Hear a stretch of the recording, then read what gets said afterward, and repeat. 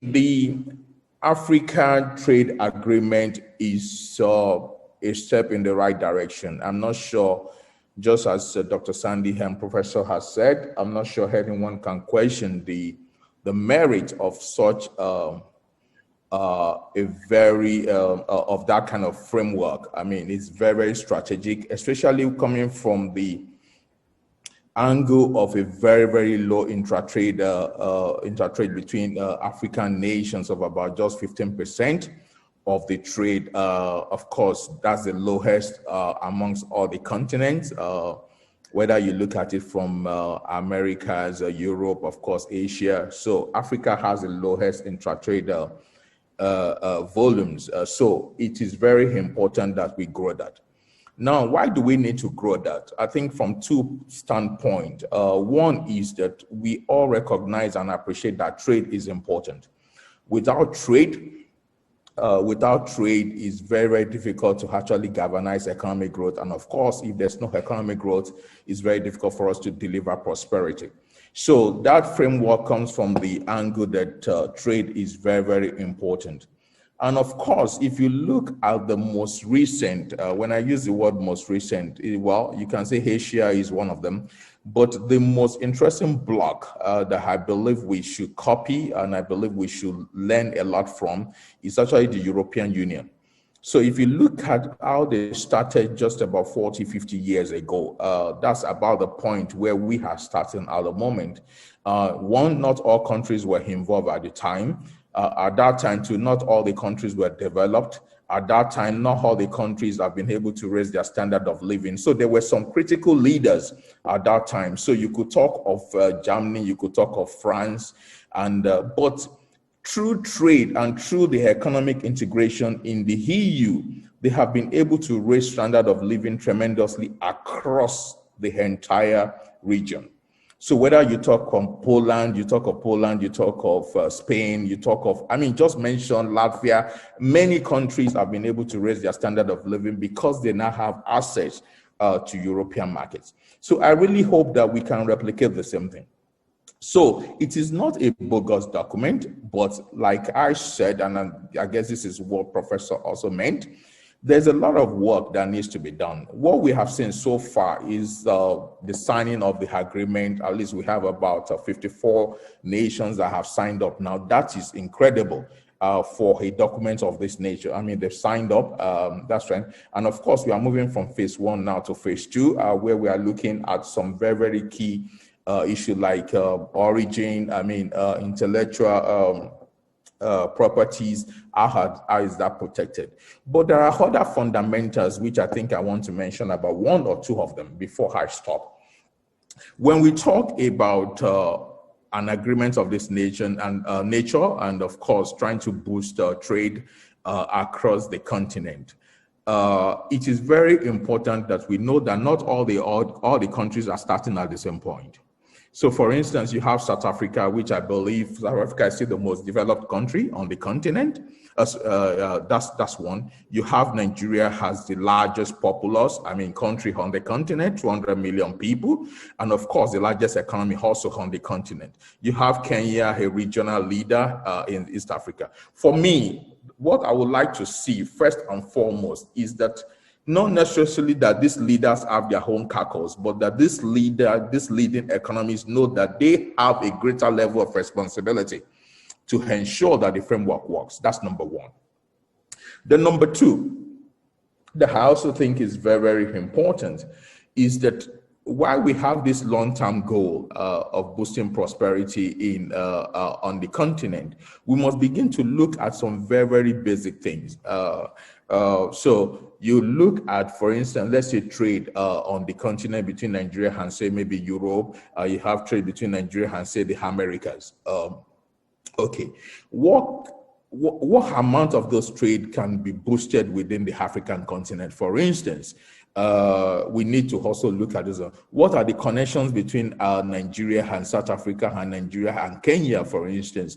I think, in my own opinion, Ethiopia is probably the country that has done the most in terms of connections within the African continent. So what is happening, as Professor Jonathan Sanders, what's happening between passport, movement of goods and services in this Africa? What's happening to this tariff and these non-tariff measures? So when we begin to look at all these measures, not necessarily only within the trade agreement as well, but just looking at ourselves as national government and say, how can we as a country begin to boost this trade within the continent? And I believe we'll begin to make progress. All the problems that we see, whether it's AU or whether we see with all the documents that have been signed by African and all the treaties and all this thing, it boils down to the non-cooperation between African nations. And I think it is only when we begin to cooperate and unite that we'll begin to see the benefits for the youth in terms of growth, in terms of jobs, and of course, in terms of opportunities. Thank you. Good afternoon, panel. Prof, good afternoon, doctors, and the rest of the panel. I thank you for the opportunity to be here. Opportunities abounding in Africa is only to be imagined. And I stand and say that from the little I've seen as an entrepreneur in Nigeria.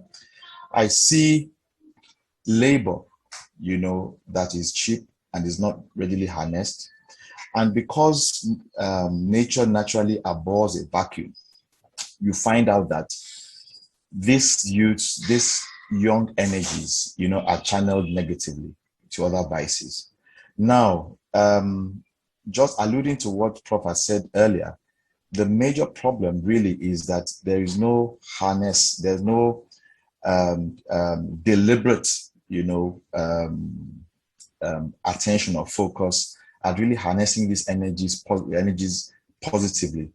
A lot of times, the leadership pays lip service. There's so much we can do amongst ourselves, even as Africans. Doing business within Africa, I can tell you for free that it costs more to ship things from Nigeria to Kenya or South Africa than it is to ship to Europe. How is that possible? How do I want to post a letter, a parcel from here to Ivory Coast, and it has to go through France? It doesn't make sense. It doesn't add up. There are blockades, there are protocols that are needless. For the treaty to work, a lot of these things have to be looked into. It's not just about speeches and documentation. We need to have actionable plans that are implementable. Now, the entire African continent, we've all agreed that has the youngest youthful population, 60%. Now, as of last year's census, I think Africa was reputed to have about 1.35 billion people. Now, if 60% of that 1.35 billion people are on this continent, how many are 60% are youths? We have a youthful population. The question now is, so how are these being harnessed? I dare say that the greatest resources are not those found under our soil, but those walking on 2 feet, which are the youths, which are the human resource, because then you have ideas which will turn into money. There you have, the youthful population they're full of newness, they're full of freshness, they're full of, they are the game changers. For Africa really to move to the next level, there must be a deliberate attempt. There must be, we need to go back and really not just pay lip service, really have policies which are formed, including youth, not just the ones we see on social media, but having an all-inclusive platform. So, okay, what do you really want? Like I said before, for the average youthful person that I've seen, that I've interacted with, they just want to have a good life. Now, not necessarily to be rich, but to be able to contribute their own quota to nationhood and the society. Is there a road to the market for that? Is there opportunities provided? It's tough. I mean, especially the people in the rural areas, getting an education is tough enough. Now how do you, without an education, how do you have a voice? So these are critical things. How are they getting empowered? And sometimes the opportunities need not be just straight-jacketed, and we're not talking about white-collar jobs. We're saying even as a youthful population that we are, can we have, even if it's cluster entrepreneurs trained, whether formally or informally, and which, in the course of time, they can create their own, they can based on their own output, they can add to the nation's GDP, and like that, and now forms a critical mass. How do we harness all the opportunities in the varying states, the varying 54 states that make up this continent of Africa? How do we look at our resources and say, no, we're not just going to have to sell them in their raw state, in their primary states, but how can we add more value? I think that is something that must be critically looked at, as Africans, and alluding to what Prof said, even as youths are, how are they able to be trained, mentored to take their destiny into their own hands? So while we're not absorbing the government totally, we're also saying for the youthful population, there must be responsibility taken. They must take the initiative as well. They must be responsible for themselves, and they must understand that, yes, government ought to do ABC, but then I owe it to myself, in my environment, in my society. There are needs, there are opportunities everywhere. We need to be able to also recondition our minds, recondition our brains, our eyes, to understand that the problems that we see are actually opportunities, and how we can creatively provide solutions. Okay. So in terms of what sectors are available with the FCFTA coming up, I think one thing to consider, like Prof said, and the keynote speaker before had spoken about, is the impact of COVID. So in the last year or so, and also this year, COVID has completely devastated a lot of the African countries. And all countries have been affected so negatively. It has affected economic growth. It has affected business growth. It has affected people in their individual capacity.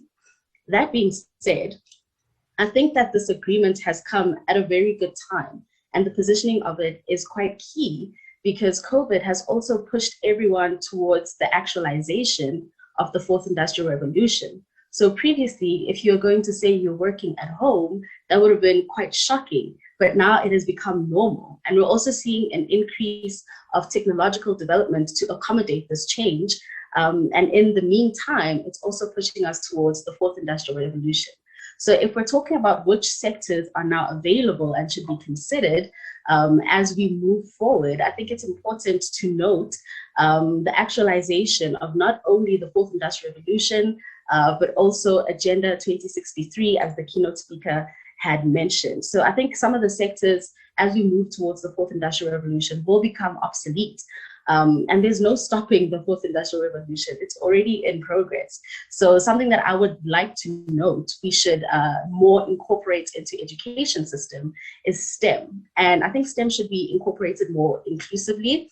Yes, we are seeing an increase of STEM programs, but I don't think it's being exploited enough. So STEM should not only reach the urban areas and people within the cities, but it should also be reaching people in the rural areas. Education in the rural areas is already so difficult, as the speaker before me had noted, and we are at the risk of leaving them behind. So as you know, many of African nations are in predominantly rural areas with poor internet access, with poor science education, and so on. So we should be looking at furthering the development and the education of STEM within the rural areas and within all over Africa.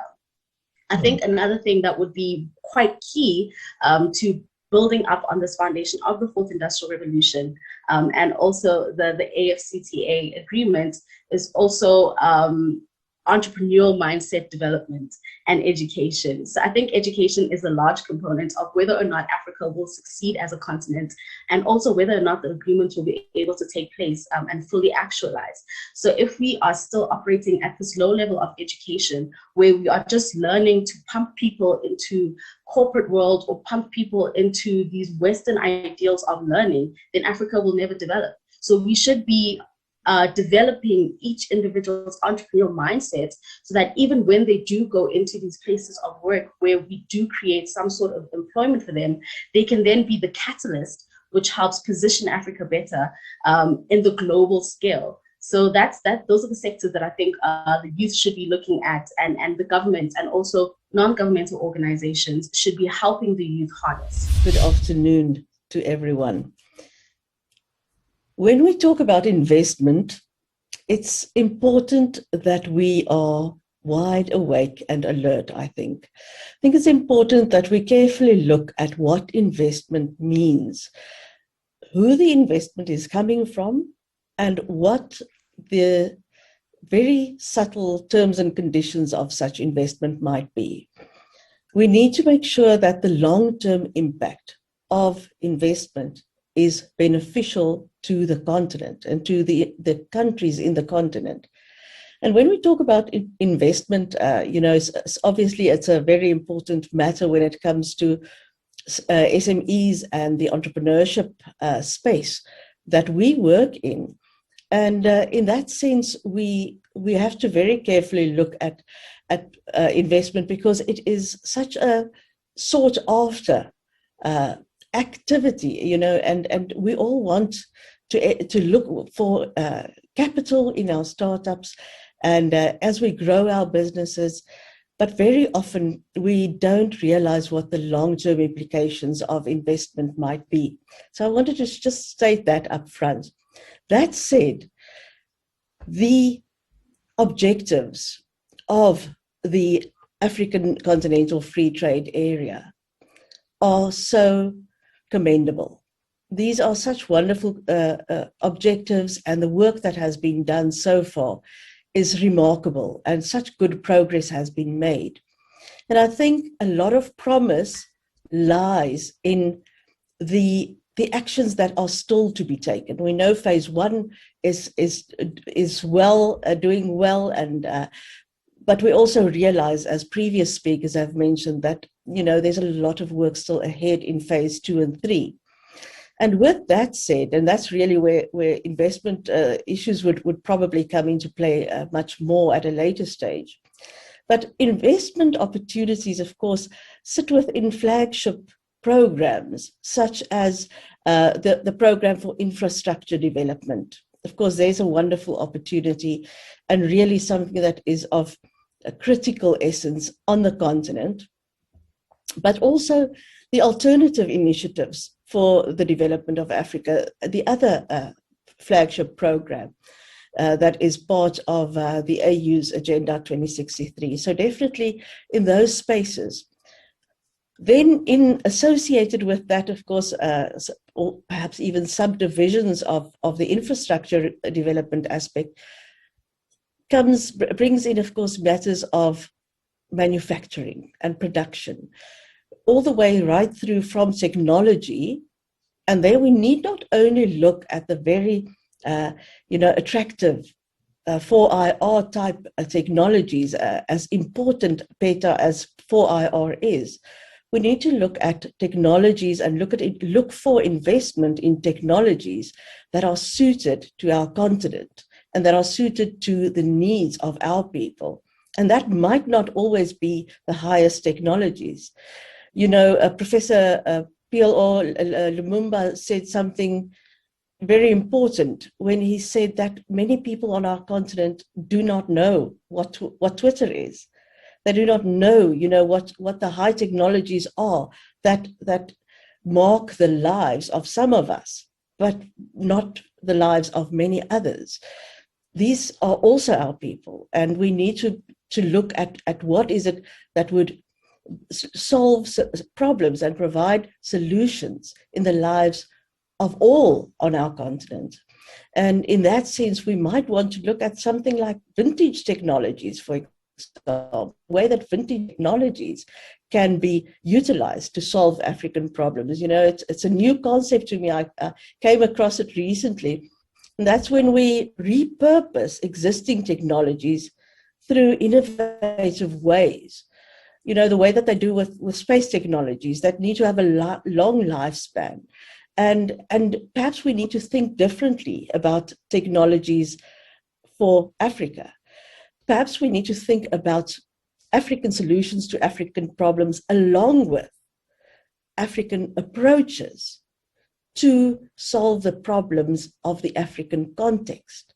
And that said also, of course, knowing that, as our keynote speaker had mentioned, we have such a diverse continent, and our 55 countries are so different and all have such different needs. And so we need to have focused approaches in raising investment for the different, in our different countries, but utilizing the benefits once it becomes really accessible, that is offered to us through the African Continental Free Trade Agreement.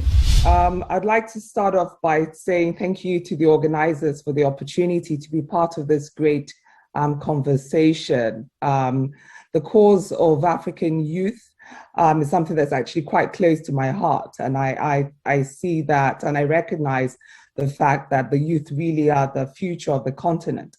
To start off with, I'd argue that the African Continental Free Trade Agreement is critical, obviously, for the achievement of an economically integrated Africa, obviously because it can lead to industrialization and social economic transformation of the continent. However, in order for it not to be considered another bogus undertaken, I would argue that one major critical success factor is if it will be used to enable social value creation and development, instead of just always focusing on the economic side of things, you know, focusing on just the fact that it's a trade agreement for creating economic value for members, and celebrating inter-country trade, and celebrating the fact that GDP is growing, etc., etc. Inequality is a problem in the continent. So therefore, finding ways to resolve inequality in the long run should be one of the critical success factors that we should actually look out for. So AFCFTA needs to then be a tool to help Africa build back better. The Secretary General of the Secretariat, Wamkele Mene, actually did mention this at the launch, saying that it's really an instrument that would help lift people out of poverty. So in the agreement itself, the good thing is that it does mention youth and women, because it raises issues of youth empowerment and gender inequality, the importance of resolving these things. So it's a sound agreement to start off with. I mean, it's mentioning the principles of SDG 4, which is about youth. So we can argue that the first step, it's, on paper, it's a sound agreement. However, for social value to be created, it has to be done in an inclusive, collaborative, collective manner, involving different ecosystem participants. And therefore, for the young people, they are the critical stakeholders when it comes to this. In essence, when you say that Africa has 60% of the population being under 25 years old, okay, and then we have targets like for the 2063, this agreement is really their agreement in a nutshell, okay? So it is really essential that we move away from imposing solutions that are arguably outdated to solve the 21st century problems that impact the lives of young people, problems like unemployment, and also problems like how to get them involved in governance. So we move away from imposing solutions and move towards things like involving them from the onset in defining the problems that they face in their own words, based on their own experience, because they know best. They are better able to describe the conditions as critical stakeholders. They're the ones wearing the shoes, so they know where it pinches. So we can't, I love these conferences, the forums and everything, and different opportunities for people to meet and talk. But essentially, the young people need to be involved in defining what the problems are. They also need to be actively involved in designing solutions that they consider relevant for themselves. These solutions that are viable, that are sustainable in the 21st century. So these bottom-up solutions can be derived from their active involvement, and so that these solutions are then guaranteed to be a lot more impactful. So it's no longer just box-ticking exercises that nations get involved in. And also ensuring that they are also involved in the implementation of various solutions that have been designed and that they have jointly designed and prototyped. So the bottom line is that Africa's youth need to be empowered to become problem solvers and drivers of their own future and not be treated like charity cases. Another factor that I really want to just mention quickly is the importance of investing in education to drive social economic value creation in Africa. For this agreement to be successful, governments in Africa should endeavor to drive the attainment of a more robust education system. Currently, one would say that Africa is really has an education crisis. In Africa, Africa suffers from low literacy, like Professor Lumumba mentioned. We're really talking about those in the grassroots here, not the few that are actively involved in social media. But in the real sense, Africa suffers from low literacy levels of young people. There's a technical skills deficit. There's poor access also to capacity building programs and trainings, and as well as inadequate access to technology and markets. So the education crisis on the continent is actually what I would call a wicked problem. And one of the ways to solve this sort of problems really has to be more a collaborative approach. Following, there's an economist known as Mariana Mazzucato. She talks a lot about a mission-oriented innovation approach.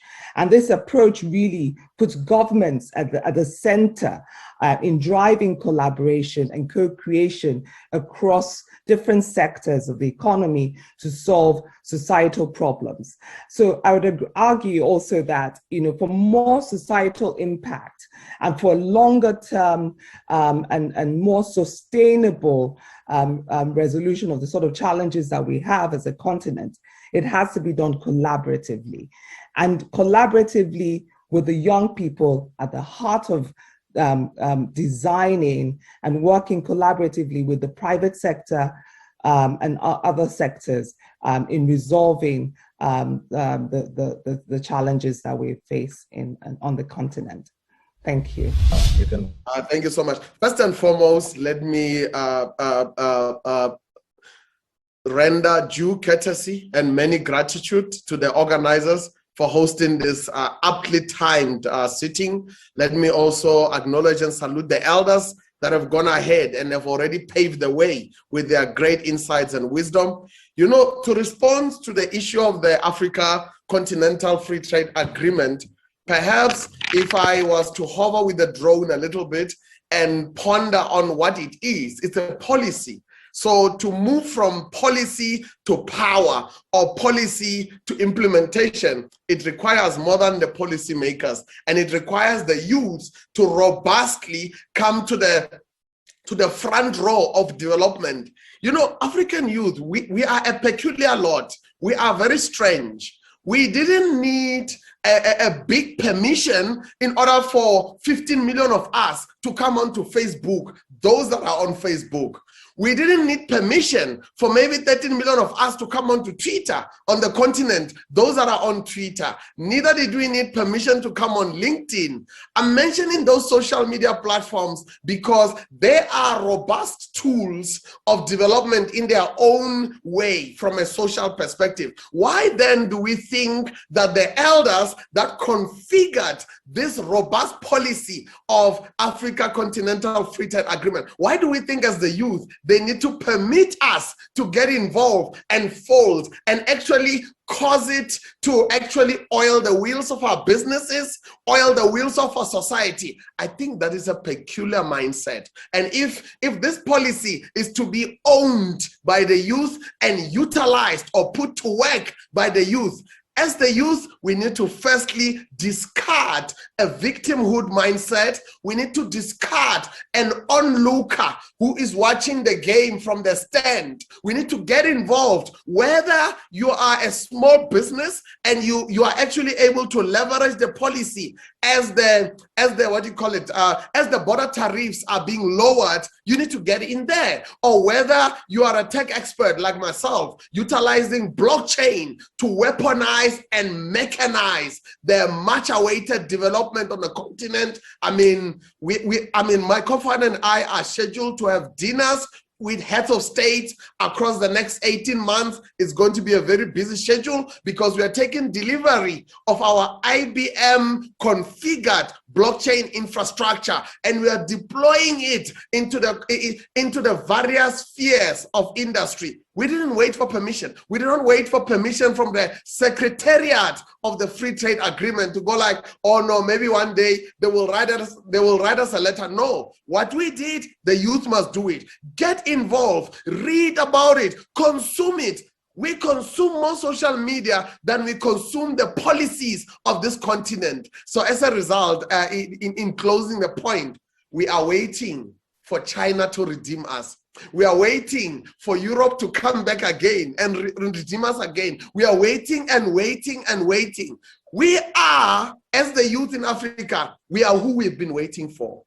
So Calvary ain't coming. We need to stop making these emergency calls. No, we need more aid. No. We need more trade, more than aid. And I'm very privileged to be on the forefront of utilizing a truth machine and a trust machine called blockchain, whereby we are just switching the lights on as to what's been happening behind the scenes in Africa. For cocoa farmers in Ghana, in Ivory Coast or Cote d'Ivoire, to be putting 70% cocoa output to Switzerland, to Germany, but be unable to afford chocolate for themselves and their children, that is bizarre. So we are switching the lights on. For the East Africa coffee farmers to only get 1 cent out of a coffee cup, whereas somebody who has never worked on a coffee farm in San Francisco, in London, some young 21-year-old is busy getting $5 out of a coffee cup, whereas our grandmas, our grannies, our grandpas are working on a third generation on a coffee farm. They're getting 1 cent out of each cup. We are switching the lights on. So yes, we are due to have dinners with heads of state, having been hosted by the Prime Minister of Ethiopia just 2 months ago. We are going to be busy. My team and I took some time off. In the next 18 months is dinner and dinner and dinner, because the youth must come eye level, eye to eye with the older generation, so that together we can collaborate across the generations to co-create the Africa we want. So youth, stop waiting for permission. Elders, stop protecting your positions. You cannot protect your position. Let us leverage our superpowers, whether it's our youthful age or it's our senior citizen experience. Let's come together and redeem and produce the Africa we've been waiting for. China might help, but those Chinese checks are not going to give us the Africa we want. They might help, but there might be other dynamics in between. So let us put the policy to work, from policy to power, from aid to trade. Much appreciated.